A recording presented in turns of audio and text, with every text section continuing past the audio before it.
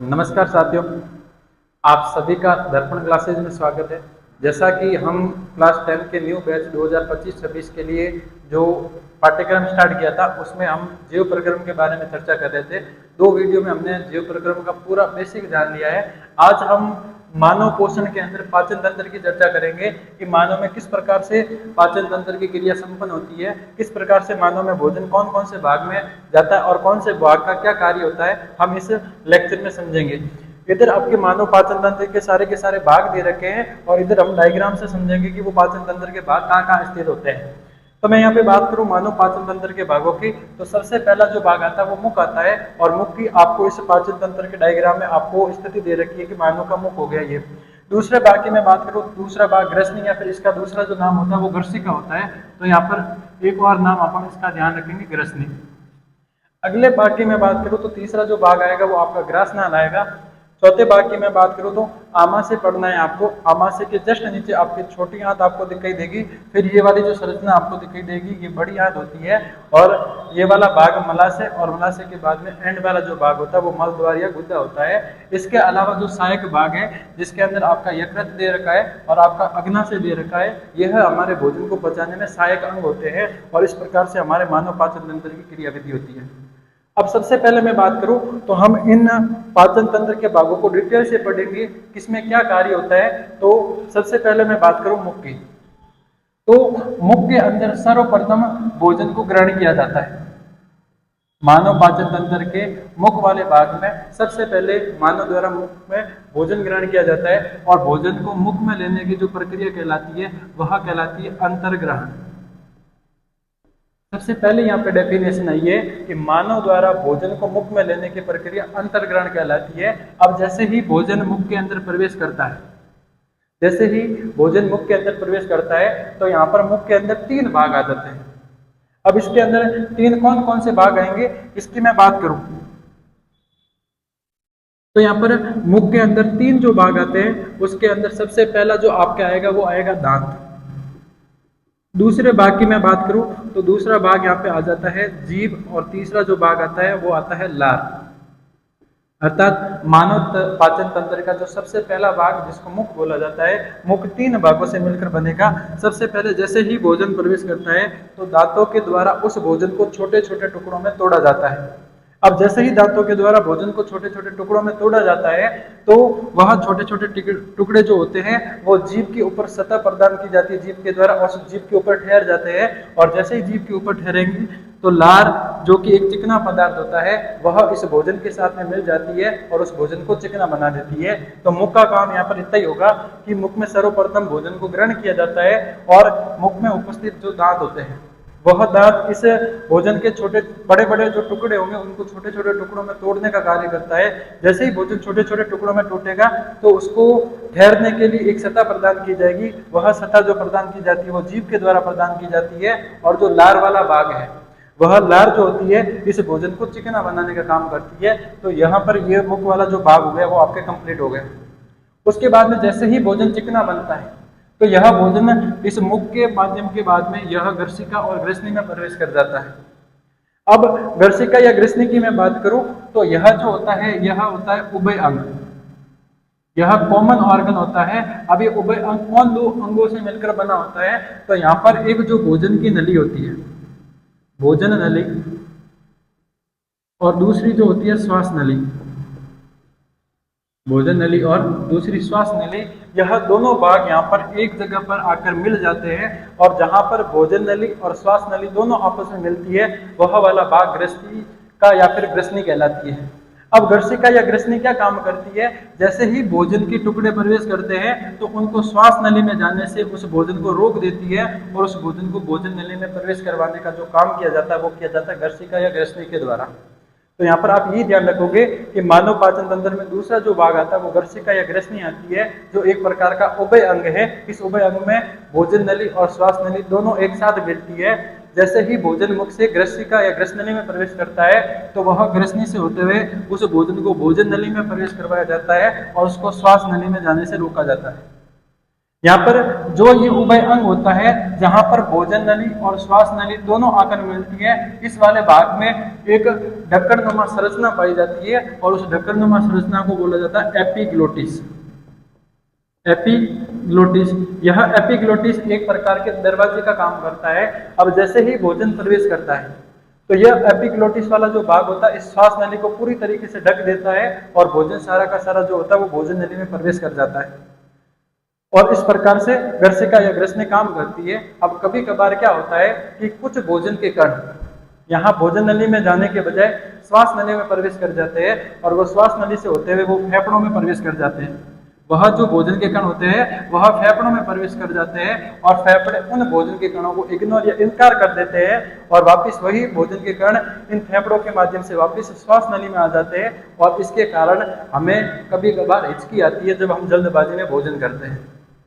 तो यहाँ पे आपको गर्सिका या ग्रसनी का काम अच्छे से समझ में आ गया होगा कि गर्सिका या ग्रसनी एक उभय अंग होता है जो भोजन नली और श्वास नली का मध्य बिंदु या मध्य अंग होता है और जहां पर भोजन नली और श्वास नली मिलती है वहां पर एक ढक्कननुमा संरचना पाई जाती है जिसको एपिग्लोटिस बोला जाता है। अब यहाँ पर जो गर्सिका या ग्रसनी का सिंपल सा कार्य यही होगा कि यह इस भोजन को भोजन नली में प्रवेश करवाती है और उस भोजन को श्वास नली में जाने से रोकती है। अब इसके बाद में गर्सिका या ग्रसनी से होता हुआ भोजन जो होता है वो अगला जो भाग आएगा वो आएगा ग्रासनाल। अगला जो भाग आएगा वो ग्रासनाल आएगा और भोजन ग्रसनी से होता हुआ ग्रासनाल में प्रवेश कर जाता है। अब मैं ग्रासनाल की बात करूं तो ग्रासनाल यह एक लंबी पाइप जैसी संरचना होती है जो इस भोजन को ग्रसनी से लेकर इस आमाशय में भेजने का कार्य करती है। ग्रासनाल के अंदर भोजन का कोई भी पाचन नहीं होता है, यह एक पाइप की तरह संरचना होती है जो गर्सिका या ग्रसनी से भोजन को आमाशय में भेजने का कार्य करती है। ग्रासनाल के अंदर वापस मैं एक बार आपको रिपीट कर देता हूं कि ग्रासनाल एक लंबी पाइप जैसी संरचना होती है जो इस भोजन को गर्सिका से आमाशय में भेजने का कार्य करती है। इसके अलावा ग्रासनाल में दूसरा कोई कार्य नहीं होता है और यहाँ पर जो भोजन होता है ग्रासनाल के अंदर जो भोजन होता है वह कर्मानुकुंचन गति के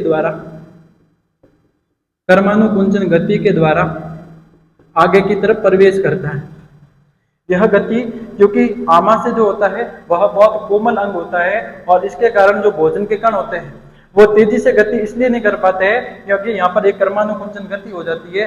अर्थात कर्मानुकुंचन गति की मैं बात करूँ तो एक कैंचुए की गति के जैसे भोजन आगे की तरफ इस प्रकार से आगे की तरफ बढ़ता जाता है और धीरे धीरे कर्मानुकुंचन गति की सहायता से वह सारा का सारा जो भोजन होता है वो आमाशय में प्रवेश कर जाता है। अब यहाँ पे अपने तीन जो भाग थे ऊपर वाले आमाशय से ऊपर वाले वो हमने डिस्कस कर दिए। मुख के अंदर हमने बताया था कि मुख के अंदर तीन भाग पाए जाते हैं। दांत उस भोजन को छोटे छोटे टुकड़ों में तोड़ने का प्रयास करता है। दांत भोजन को तोड़ने के बाद में वह सारा का सारा भोजन इस जीभ के ऊपर इकट्ठा हो जाता है जहां पर लार आकर उस भोजन को चिकना बना देती है। अब भोजन चिकना बनने के बाद में इस मुख से वो भोजन ग्रसिका या ग्रसनी में प्रवेश कर जाता है। ग्रसनी या ग्रसिका जो होती है वो भोजन नली और श्वास नली का एक उभय अंग होती है।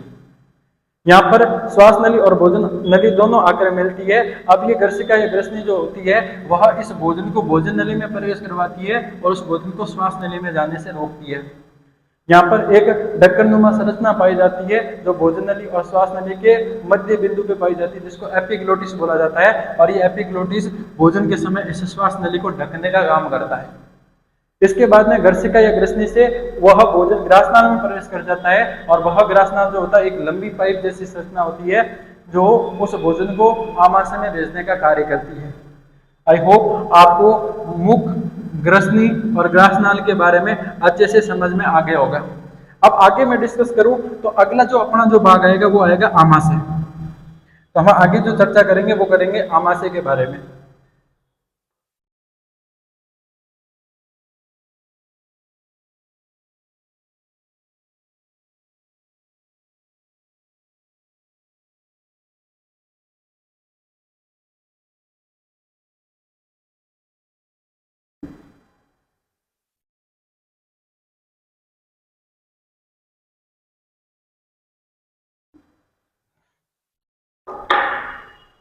अब अगला जो पाचन तंत्र का जो भाग आएगा वह आएगा हमारा आमाशय।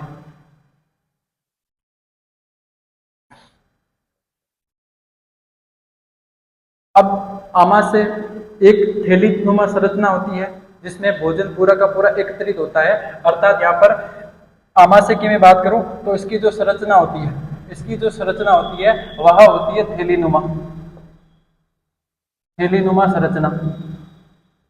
अब इसके साथ में मैं बात करूं तो आमाशय जो होता है वह हमारे पूरे पाचन तंत्र का सबसे कोमल अंग होता है, सबसे कोमल अंग होता है। आमाशय के बारे में मैंने दो बात बताई आपको, आमाशय एक थैली जैसी संरचना होती है और दूसरा यह कोमल अंग होता है।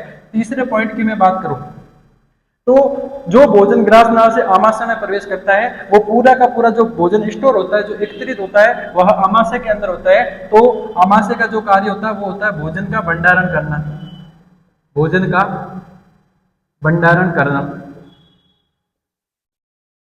भोजन का भंडारण करना।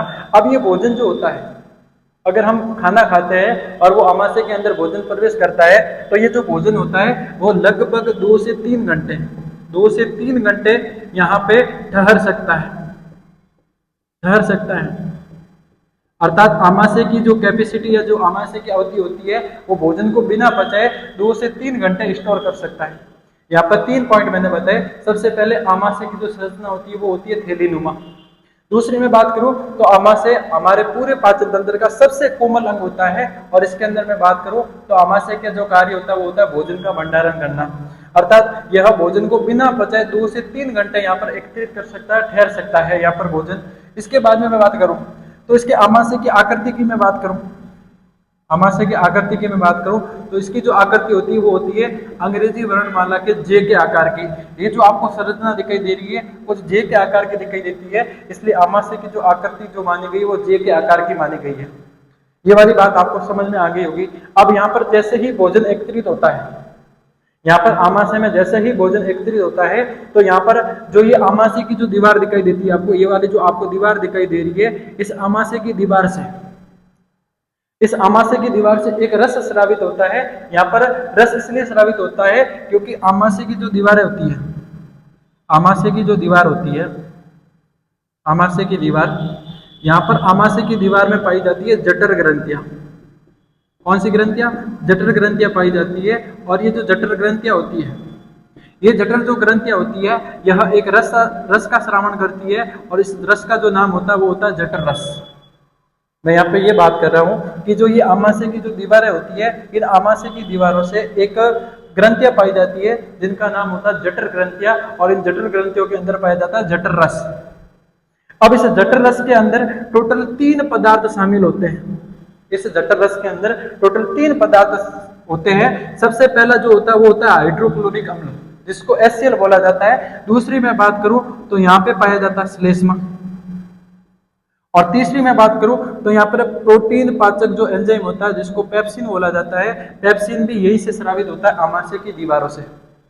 वापिस मैं एक बार रिपीट कर देता हूं, आमाशय की जो संरचना होती है वो थैलीनुमा संरचना होती है और यह हमारे पूरे पाचन तंत्र का सबसे कोमल अंग होता है। इसमें आमाशय के कार्य की मैं बात करूं तो आमाशय के अंदर भोजन का भंडारण होता है, और यहाँ पर भोजन के ठहरने की मैं स्थिति की बात करूं तो भोजन यहाँ पर बिना पचे या बिना पाचित हुए 2 से 3 घंटे तक ठहर सकता है। और इसकी आकृति की मैं बात करूं तो ये आकृति जो होती है वो जे के आकार की होती है। इसके साथ साथ में यहाँ पर आमाशय की जो दीवारें होती है, इन आमाशय की दीवारों के अंदर एक ग्रंथि पाई जाती है जिस ग्रंथि का नाम होता है जठर ग्रंथि। और इस जठर ग्रंथि के अंदर जठर रस स्रावित होता है, और इस जठर रस के अंदर टोटल 3 पदार्थ होते हैं। पहला HCl होता है, दूसरा श्लेष्मा होता है और तीसरा पेप्सिन होता है। अब हम इसकी डिटेल से चर्चा करेंगे कि ये जठर ग्रंथियों में पाए जाने वाला जो जठर रस होता है, इसमें पाए जाने वाले 3 पदार्थ का क्या क्या कार्य होता है।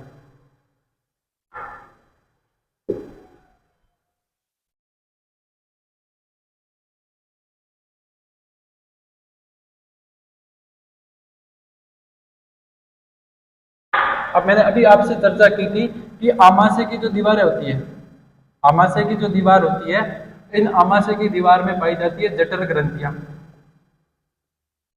आमाशय की दीवार में पाई जाती है जठर ग्रंथियां,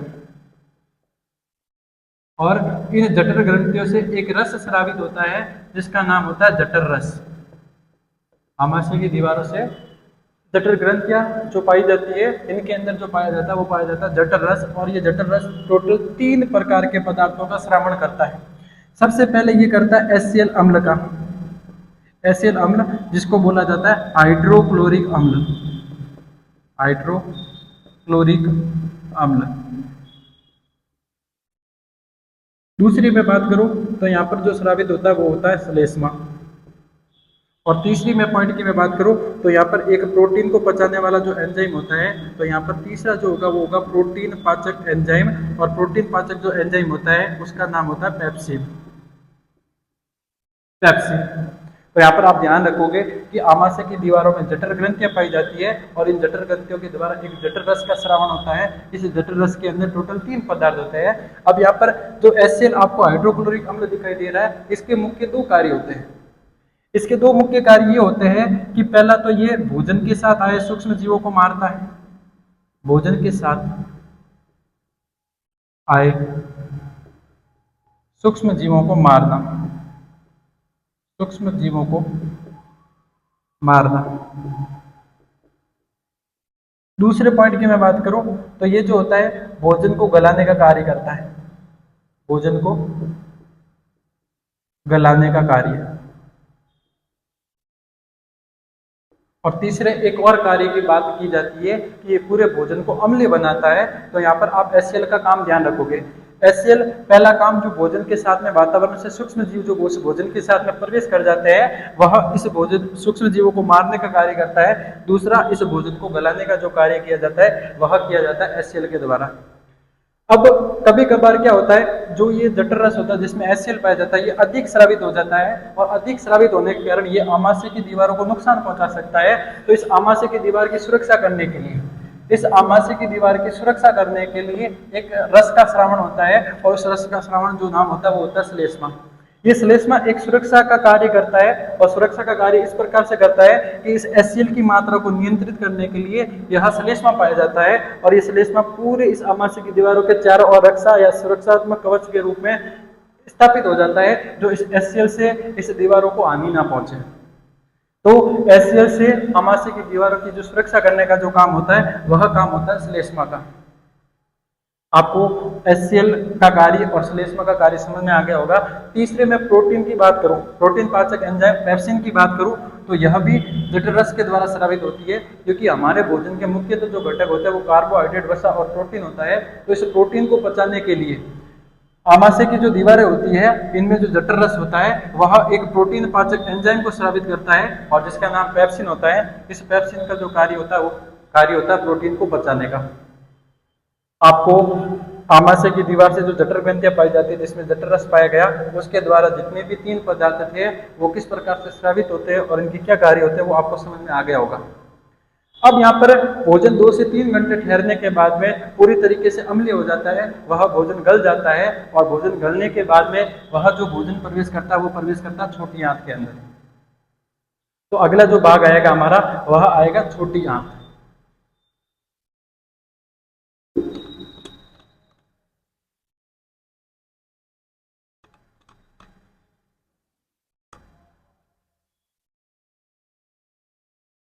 पाचन तंत्र के में अगले भाग की मैं बात करूं तो अगला जो भाग आएगा हमारा वह आएगा छोटी आंत।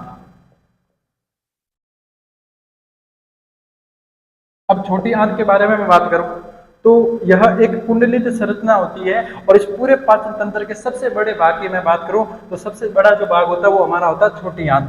तो पाचन तंत्र का ये सबसे बड़ा भाग हो गया, पाचन तंत्र का सबसे बड़ा भाग, सबसे बड़ा भाग। अब इसकी मैं लंबाई की बात करूं तो छोटी आंत की जो लंबाई होती है, इसकी जो लंबाई होती है वह लगभग 6 से 7 मीटर तक ये लंबी होती है, 6 से 7 मीटर। मानव पाचन तंत्र का सबसे बड़े भाग की मैं बात करूं तो ये छोटी आंत होती है और इसकी लंबाई की मैं बात करूं तो इसकी लंबाई लगभग 6 से 7 मीटर लंबाई इसकी होती है। और छोटी आंत का मुख्य कार्य की मैं बात करूं तो भोजन का जो होता है, भोजन का जो संपूर्ण पाचन जो होता है, भोजन का जो संपूर्ण पाचन होता है वह इसी छोटी आंत के अंदर होता है। यहाँ पर मैं 3 बातें कह रहा हूँ कि छोटी आंत मानव पाचन तंत्र का सबसे बड़ा भाग होता है। इसकी जो लंबाई होती है वो 6 से 7 मीटर लंबाई होती है और इसके अंदर भोजन का संपूर्ण पाचन होता है। अब आगे मैं बात करूं तो इस छोटी आंत के अंदर जैसे ही भोजन पाचन होता है तो यहाँ पर तीन भोजन के जो मुख्य भाग होते हैं। पहला जो होता है वो होता है कार्बोहाइड्रेट, कार्बोहाइड्रेट। दूसरे में भोजन के घटक की बात करूं तो वसा, और तीसरा जो भाग होता है वो होता है प्रोटीन। अब इन तीनों भोजन को पचाने का जो कार्य होता है, इन तीनों का जो पाचन होता है वह पाचन जो होता है वो होता है छोटी आंत के अंदर। भोजन के संपूर्ण पाचन का मतलब ये होता है कि भोजन के जो घटक होते हैं, जो कार्बोहाइड्रेट, वसा और प्रोटीन होता है, इनका पाचन हो जाता है और इनका जो पाचन होता है वो होता है छोटी आंत के अंदर। अब छोटी आंत के अंदर जो आपको छोटी आंत की ये जो दीवारें दिखाई दे रही है, ये जो आपको दीवारें दिखाई दे रही है, इन दीवारों से एक रस का स्रावन होता है और इस रस को जो बोला जाता है वह बोला जाता है आंत्र रस। आंतरीय रस पाया जाता है। अब ये जो आंतरीय रस होता है इसके अंदर विभिन्न प्रकार के एंजाइम पाए जाते हैं, विभिन्न प्रकार के एंजाइम पाए जाते हैं और यही एंजाइम इन कार्बोहाइड्रेट, वसा, प्रोटीन को पचाने का कार्य करते हैं। मैंने यह बात की कि छोटी आंत की जो दीवारें होती है इसे आंतर रस का श्रावण होता है और इन आंतर रस के अंदर विभिन्न प्रकार के एंजाइम पाए जाते हैं और ये एंजाइम जो होते हैं वह कार्बोहाइड्रेट, वसा और प्रोटीन को पचाने का कार्य करते हैं। अब कार्बोहाइड्रेट, वसा और प्रोटीन को किस प्रकार से वो पचाने का कार्य करते हैं, यहाँ पे आगे हम वो पढ़ेंगे। अब जैसे ही कार्बोहाइड्रेट का पाचन हो जाता है तो यह कार्बोहाइड्रेट जो होता है वो होता है ग्लूकोज में बदल जाता है, ग्लूकोज में बदल जाता है। जबकि वसा जो होती है वह टूट जाती है वसीय अम्ल में और प्रोटीन जो होता है वह टूट जाता है एमिनो अम्ल में, एमिनो अम्ल में। तो यहाँ पे जो आंतररस के द्वारा जो एंजाइम स्रावित होते हैं वह कार्बोहाइड्रेट को ग्लूकोज में बदल देते हैं, वसा जो होती है वो वसीय अम्ल में बदल जाती है और प्रोटीन जो टूटता है वो एमिनो अम्ल में टूट जाता है। और ये जो तीनों अणु, ग्लूकोज, वसीय अम्ल और जो एमिनो अम्ल होते हैं, यह होते हैं ऊर्जा के अणु, ऊर्जा के अणु। अब इन ऊर्जा के अणु को, इन जो छोटी आंत की दीवारों पर बहुत सारी रुधिर वाहिकाएं पाई जाती है, अर्थात रुधिर की नलिकाएं पाई जाती है जिनको बोला जाता है रुधिर वाहिकाएं, वाहिकाएं। अब ये रुधिर वाहिकाएं इन ऊर्जा के अणु को अवशोषित कर लेती है, अपनी तरफ खींच लेती है और अपनी तरफ खींचने के बाद में यह संपूर्ण शरीर के अंदर इनका ट्रांसफर कर देती है, परिवहन कर देती है। यहाँ पर जो ग्लूकोज, वसीय अम्ल और जो एमिनो अम्ल थी, जो ऊर्जा के अणु थे, वह रुधिर वाहिका के द्वारा संपूर्ण शरीर के अंदर पाचित हो जाते हैं। अब संपूर्ण पाचन के लिए, अवशोषण के लिए यहाँ पर एक अंगुलीनुमा संरचना पाई जाती है। ये जो छोटी आंत की जो दीवारें होती है इनमें कुछ अंगुलीनुमा संरचना पाई जाती है और ये अंगुलीनुमा जो संरचना होती है, ये जो अंगुलीनुमा संरचना होती है, यही संरचना जो होती है वो इन ऊर्जा के अणुओं को अवशोषित करती है और उनको रुधिर वाहिकाओं में भेज देती है। अब इसके बाद में मैं बात करूं तो अगला जो भाग आएगा, यहाँ पर भोजन का संपूर्ण पाचन छोटी आंत के अंदर हो जाता है। छोटी आंत में संपूर्ण पाचन भोजन होने के बाद में कुछ भोजन के कण जो होते हैं वह बच जाते हैं और वो भोजन के कण जो होते हैं वह बड़ी आंत में प्रवेश कर जाते हैं। अब यहाँ पर छोटी आंत का आपको अच्छे से समझ में आ गया होगा कि छोटी आंत मानव पाचन तंत्र का सबसे बड़ा भाग होता है और इसकी जो लंबाई होती है वो 6 से 7 मीटर होती है और यहाँ पर भोजन का संपूर्ण पाचन होता है। भोजन का संपूर्ण पाचन का मतलब यहाँ पर जो आमाशय की जो दीवारें, जो छोटी आंत की जो दीवारें होती है, यहाँ से एक आंतररस का स्रावन होता है और ये आंतररस कार्बोहाइड्रेट, वसा और प्रोटीन को ग्लूकोज, वसीय अम्ल और एमिनो अम्ल में बदल देते हैं। ये तीनों जो होते हैं वो ऊर्जा के अणु होते हैं जो कि रुधिर वाहिका में मिल जाते हैं और वो पूरे शरीर के अंदर ट्रांसफर हो जाते हैं। अब इसके बाद में बात करूं बड़ी आंत की, तो भोजन के कुछ कण जो छोटी आंत में पाचित नहीं हो पाते हैं वह बड़ी आंत में प्रवेश कर जाते हैं।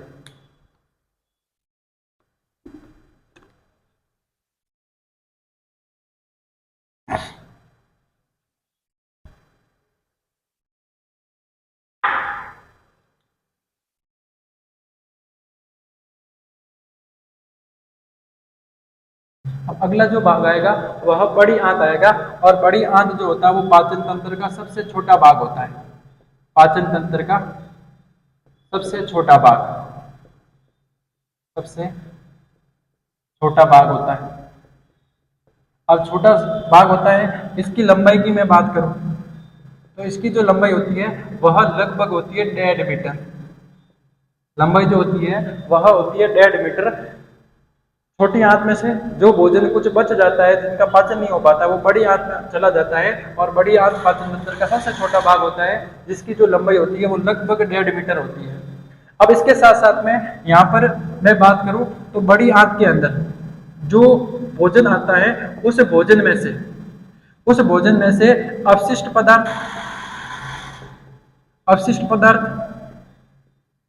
और जो जल होता है, इनको अलग अलग जो करने का जो काम किया जाता है वह काम किया जाता है बड़ी आंत के द्वारा। अब जैसे ही भोजन छोटी आंत के बाद में पाचन होने के बाद में वो बड़ी आंत में प्रवेश करता है, तो बड़ी आंत के अंदर उस अपशिष्ट पदार्थ में जितना भी जल होता है उस जल को अलग कर दिया जाता है और अपशिष्ट पदार्थ को अलग कर दिया जाता है। तो यह जो काम होता है वो होता है बड़ी आंत का।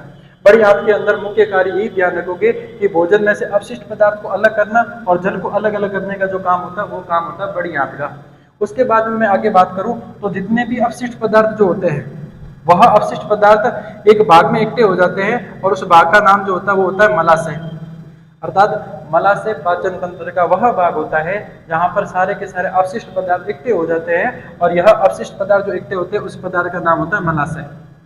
अब मलाशय से होते हुए मानव के द्वारा समय समय पर उन भोजन के अपशिष्ट पदार्थों को मल द्वार से शरीर से बाहर त्याग दिया जाता है और ये जो मल द्वार या जो गुदा होता है यह पाचन तंत्र का अंतिम भाग होता है जिसके द्वारा अपशिष्ट पदार्थों को शरीर से बाहर त्यागा जाता है। तो ये वाली जो बात होगी वह होगी मल द्वार या गुदा की। और इस प्रकार से हमारा पाचन तंत्र जो होता है वो लगातार या कार्य करता रहता है। तो आपको बड़ी आंत के अंदर भोजन अपशिष्ट पदार्थ और जल को अलग अलग करके उस अपशिष्ट पदार्थ को मलाशय में भेजना होता है। मलाशय इस अपशिष्ट पदार्थ को एकत्रित करने का कार्य करता है और मलाशय से वह मानव के द्वारा समय समय पर मलद्वार या गुदा के द्वारा शरीर से बाहर त्याग दिए जाते हैं और इस प्रकार से मानव पाचन तंत्र की क्रिया संपन्न होती है। अब इस पाचन तंत्र के अंदर दो भाग जो इस पाचन तंत्र के सहायक अंग होते हैं, पहला अग्नाशय होता है और दूसरा जो होता है यकृत होता है। अब इसके बारे में जानेंगे कि यकृत और अग्नाशय क्या कार्य करता है।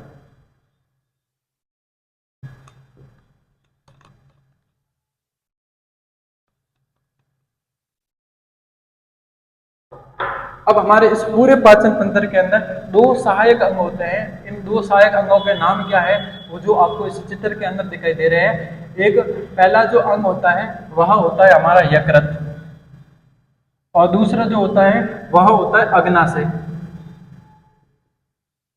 ये दोनों ही इस पाचन तंत्र के अंदर भोजन को पचाने में इस पूरे पाचन तंत्र की सहायता करते हैं। सबसे पहले मैं यकृत की बात करूं तो यकृत के द्वारा पित्तरस का स्रावण होता है।